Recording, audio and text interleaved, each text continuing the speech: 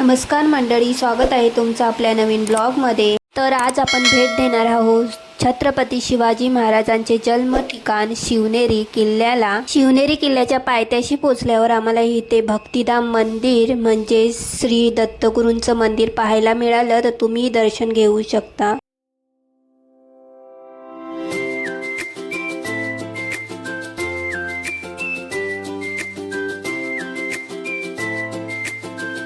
तर या नकाशात दाखवल्याप्रमाणेच आपण शिवनेरी किल्ला एक्सप्लोर करणार आहोत। गडाच्या पायऱ्या चढायला सुरुवात करताच नजरेस पडत होता हिरवागार निसर्ग आणि अनुभवायला मिळत होतं छत्रपती शिवाजी महाराजांचं अस्तित्व।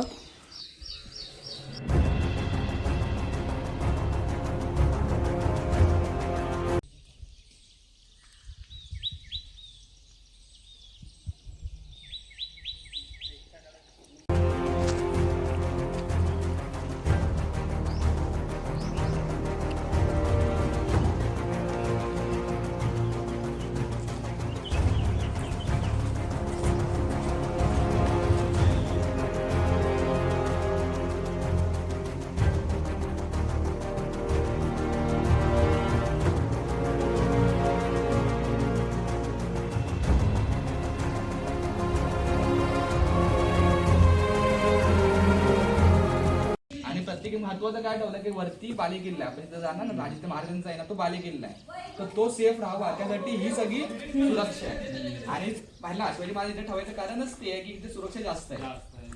हाच असं माझ्या आजोबांना शिवाजी महाराजांच्या आजोबांना या वतन दिलेला हा पूर्ण जुन्नर भाग।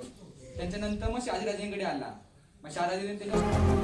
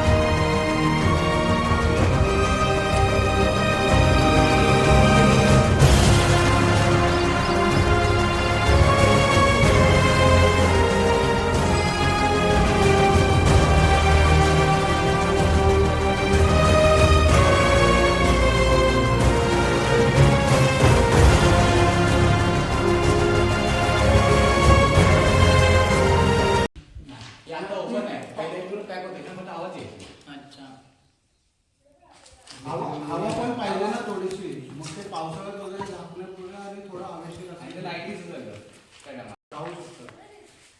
म्हणजे किल्ला एवढा भक्कम होता हा आणि एवढं धान्य इथे साठा होता उपलब्ध की 7 वर्ष आरामात वेढा जरी पडला तरी किल्ला लढू शकतो।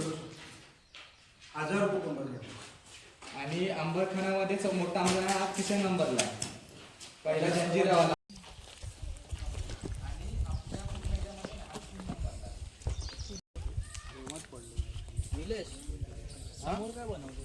नाही माहिती, बघू।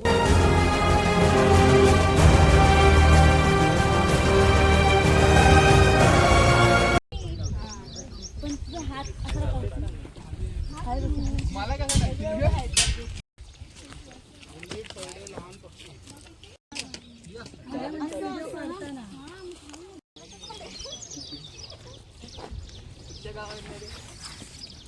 थांब साहिल साहिल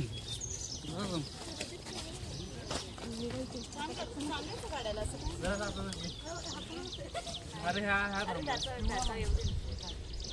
चांगलं आहे असं काही नाही।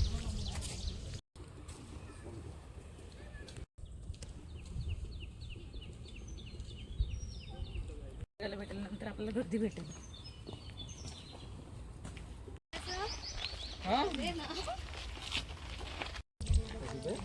पायावर मारलं ना तू.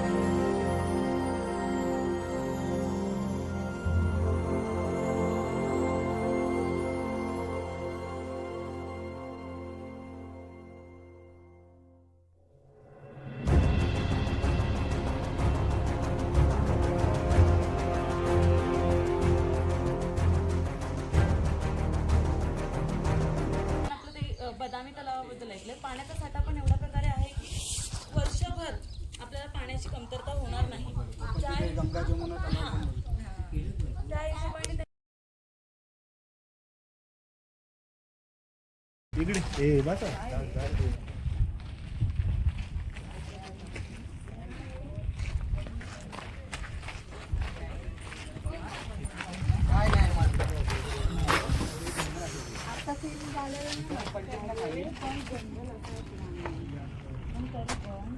वो अलग था.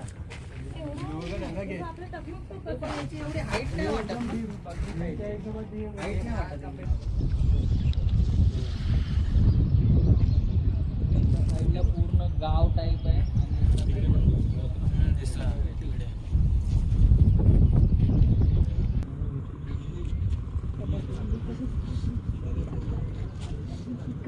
लई खोल नाही आहे घर